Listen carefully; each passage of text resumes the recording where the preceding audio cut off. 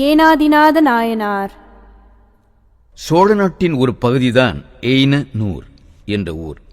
இப்போது இந்த ஊர் ஏனநல்லூர் என்று அழைக்கப்படுகிறது. இந்த ஊர் குடந்தைக்கு தென்கிழக்கில் 6 கிலோமீட்டரில் இருக்கிறது. ஏனாதிநாதர் என்பது இவருடைய இயற்பெயர் அல்ல. ஏனாதி என்பது முன்னாளில் சேனாதிபதிக்குரிய பெயர். நாயனாருக்கு பின்னர் கொடுக்கப்பட்ட பெயரே ஏனாதிநாத நாயனார். இவர் அந்த ஊரிலேயே ஒரு கூடம் அமைத்து அரசர்களுக்கும் வீரர்களுக்கும் வாட்போர் பயிற்சி அளித்து வந்தார். இதன் மூலம் கிடைக்கப்பெறும் வருமானத்தை கொண்டு சிவசேவை செய்து வந்தார். சிவனடியார்களுக்கு உணவும் உதவியும் அளித்து வந்தார். ஈகை குணம் கொண்ட இவரை அனைவரும் போற்றி புகழ்ந்தனர்.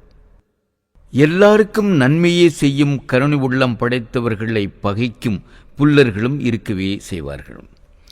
அதிசூரன் என்பவன் ஆணவம் பிடித்தவன். ஏனாதிநாதருக்கு வரும் செல்வத்தையும் அவருக்கு கிடைக்கும் புகழையும் கண்டு கேட்டு பொறாமை கொண்டான். அதிசூரனும் அதே ஊரில் ஏனாதிநாதர் போன்று ஒரு கூடம் அமைத்து வாட்பயிற்சி அளித்து வந்தான். ஏனாதிநாதர் தன் தொழிலுக்கு போட்டியாக இருப்பதாக அதிசூரன் கருதினான். இதனால் தன்னிடம் வாட்பயிற்சி பெற்றவர்களையும் துணைக்குச் சிலரையும் அழைத்து கொண்டு புலி உறங்கும் இடத்தில் குறு நரி செல்வது போல சென்று ஏனாதிநாதரை போருக்கு அழைத்தான். இருவர் வாட்பயிற்சி தரும் ஆசிரியராக ஒரே ஊரில் இருப்பது நல்லதல்ல. வலியவரே ஆசிரியராக இருக்க தகுதி உடையவர். எனவே நாம் இருவரும் நமது வீரர்களுடன் போரிடுவோம். யார் வெற்றி பெறுகின்றார்களோ அவரே ஆசிரியராக இருக்கலாம் என்று கூறினான். படையுடன் வந்திருக்கும் அதிசூரனை பார்த்தார் ஏனாதிநாதர். புன்முறுவலுடன் உன் எண்ணம் போலவே நடக்கட்டும் என்று கூறி போர்க்கோலம் பூண்டு போருக்கு புறப்பட்டார். தனி ஒருவராக போருக்கு புறப்பட்டதை அறிந்த ஏனாதிநாதர் மாணவர்களும் உறவினர்களும் பாய்ந்து வந்தனர். இருதரத்து சேனைகளும் கைகலந்து போர் செய்ய தொடங்கின. போரை கண்டவர் கண்கள் கூசின, மண்ணும் விண்ணும் சுழன்றன. போர் செய்தவர் கரங்கள் அறுபட்டன, தாள்களும் தோள்களும் சிந்தின. உதிர ஆறு ஓடியது, குறை உடல்கள் கூத்தாடின, தலைகள் உருண்டன, பிணமலை குவிந்தது, காகங்களும் கிழகுகளும் அவற்றை வட்டமிட்டன. அதிசூரன் படுதோல்வி அடைந்தான். பாய்ந்து வந்த ஏனாதிநாதரை கண்டு புறங்கொடுத்து ஓடினான் அதிசூரன். வெற்றி பெற்ற ஏனாதி நாயனார் சிவபெருமானை போற்றி துதித்த வண்ணம் தன் மாளிகை திரும்பினார். அவமானம் அடைந்த அதிசூரன் தோல்வியை நினைந்து நினைந்து மனம் கலங்கினான்.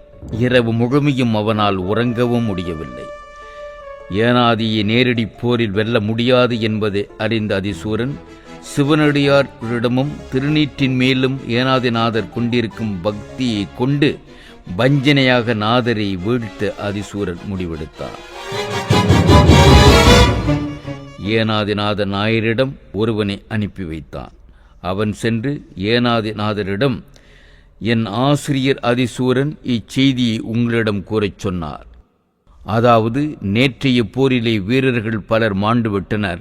அதனால் நீங்களும் அதிசூரன் அவர்களும் தனிப்போர் செய்யலாம். வீரர்கள் இதனால் மாழ்வதை தடுக்கலாம் என்றான். வீரத்தின் விளைநிலமான ஏனாதிநாதர் ஒப்புக்கொண்டார்.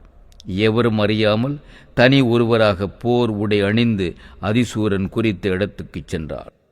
நயவஞ்சகனான அதிசூரன் ஒருபோதும் திருநீர் அணியாத அப்பாதகன் நெற்றி நிறைய நீர் அணிந்திருந்தான். அதாவது பட்ட பட்டையாக விபூதி பூசிக்கொண்டான். குறித்த இடத்துக்குச் சென்றான். அங்கே ஏனாதிநாதரை கண்டான். தன் நெற்றியில் இருக்கும் திருநீரை பலகையால் மறைத்து கொண்டான். இருவருக்கும் இடையில் வாட்போர் தொடங்கியது. ஏனாதிநாத நாயனார் வெற்றி பெறும் தருவாயில் இருக்கும்போது வாளை ஓங்கி அதிசூரனை வீழ்த்த நினைக்கும் வேளையில் அதிசூரன் தன் நெற்றியை மறைத்திருக்கும் பலகையை விலக்கினான். குடியவனின் நெற்றியிலே இருக்கும் திருநீற்றை கண்டார். ஏனாதிநாத நாயனார் நடுங்கினார். நெற்றியிலே திருநீர் அணிந்த இவருடன் போரிட மாட்டேன், திருநீர் அணிந்ததால் இவர் சிவனடியார் என்று நினைந்து ஓங்கிய வாளை சாய்க்கின்றார். நஞ்சுள்ளம் கொண்ட அதிசூரனோ ஏனாதிநாத நாயனாரை வெட்டி வீழ்த்துகிறான். திருநீற்றின்பால் வைத்த அன்பின் மிகுதியால் உயிரையே தியாகம் செய்தார் ஏனாதி நாயனார். மெய்ப்பொருள் நாயனாருக்கு சிவபேடத்தில் வந்தவன் தன் பகைவன் என்பது தெரியும்.